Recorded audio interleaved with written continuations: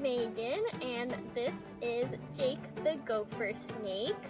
Now, gopher snakes are actually not called gopher snakes because they eat gophers. They're called gopher snakes because they actually like to live in abandoned gopher holes. It makes nice, perfect homes for these snakes.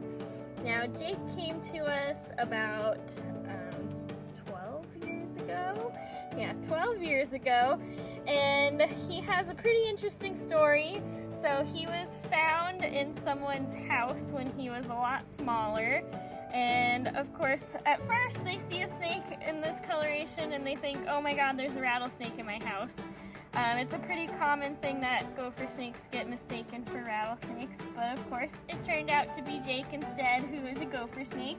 And they had a little girl in their family and she instantly fell in love with him and wanted to keep him as a pet, which they can make very good pets. But then 8 years later, he got to be around 4 feet long, and he might even be longer than that now.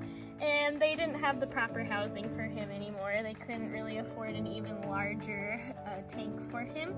So they contacted various wildlife centers and came across us and thought that we could give him the perfect home, and he is now a great animal ambassador for snakes.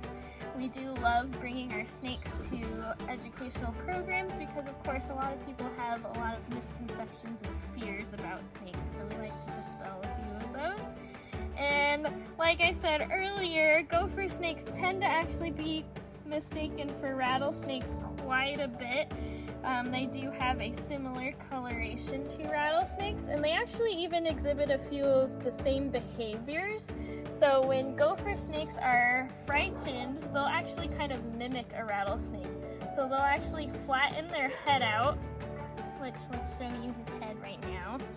So here's Jake's head. This is what their head typically looks like. Now, the rattlesnake will have that very typical diamond or triangular shaped head.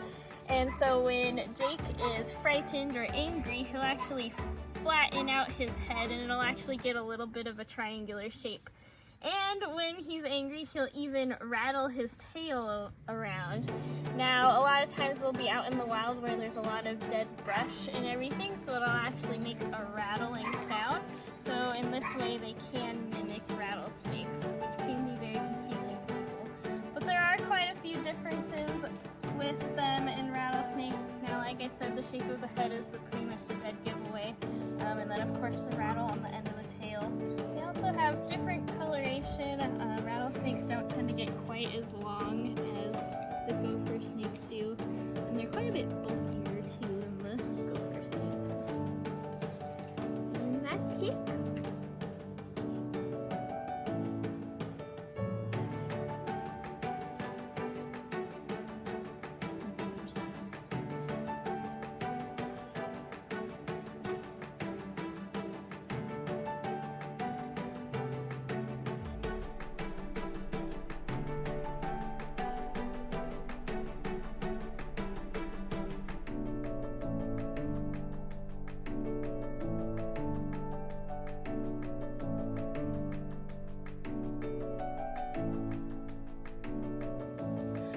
I'm Nicole, and this is Elvis. Elvis is our California king snake.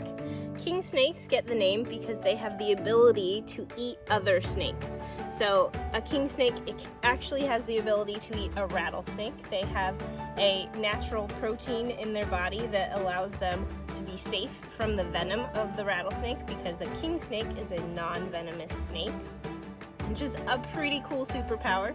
But most of the time they're not going to go out for the bigger rattlesnakes, because a snake's rule is, even though they can eat something larger than their head, they cannot eat anything larger than the largest part of their body. So that determines their prey size.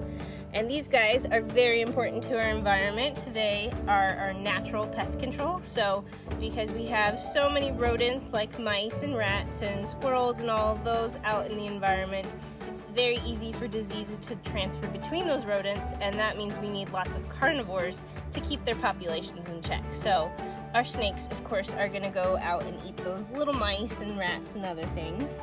So it's very important to have these guys in our environment to keep the natural balance. And there are a couple ways you can figure out where a snake's gonna be if you're out on a hike. So we like to say snake safety is remembering the temperature, because a snake, which has traditionally been called cold-blooded, is actually an ectotherm. So an ectotherm is getting their energy mostly from the environment. So humans, which are endothermic, typically metabolize energy from our food. Now the snakes will be getting energy from their food, but they have the ability to be the temperature of the environment, which basically means if it's hot outside and a snake were to sit in the direct sun, they would become the same temperature as the environment around them. So if it was 100 degrees out, the snake could become 100 degrees. That doesn't mean they want to be that temperature though. They typically like to be the same body temperature as us. So if it's cold out, that's when you're gonna find them out in the sunshine. And if it's hot out, you'll probably find them hiding under a rock and getting some shade. So just remember that, and you will have a much better chance at not stepping on them and angering the snake when you go out for a nice hike. That was Elvis.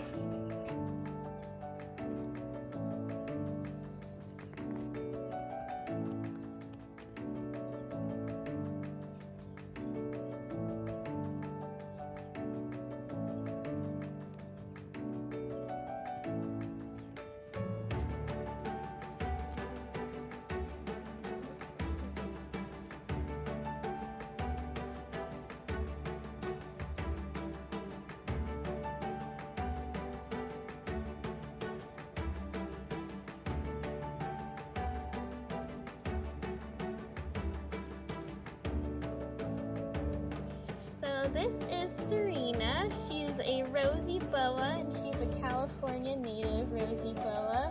They're mostly found in coastal climates. They're found in Baja California and throughout Southern California. You can see by their color, you might be able to guess where you can find them. It's mostly in rocks and habitats with a lot of rocky areas.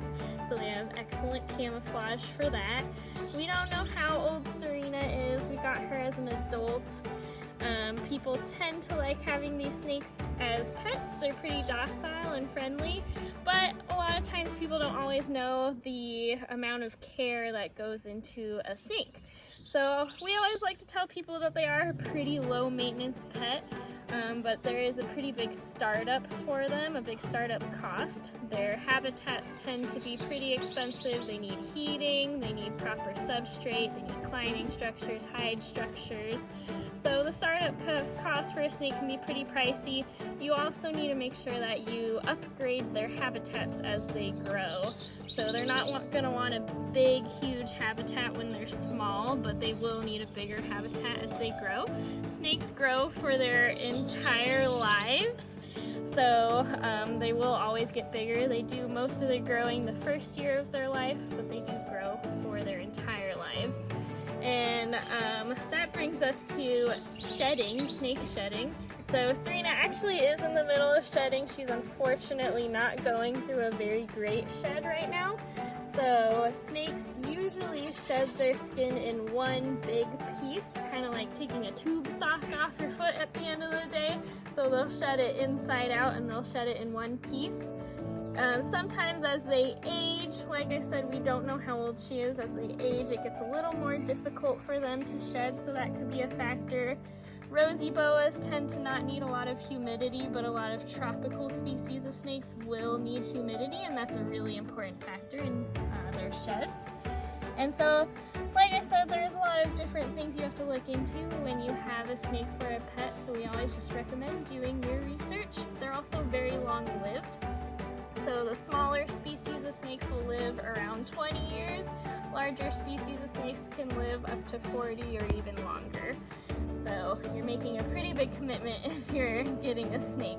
But they can be very fun and very unique pets. And once you do have them and their habitats are all set up, they're pretty low maintenance.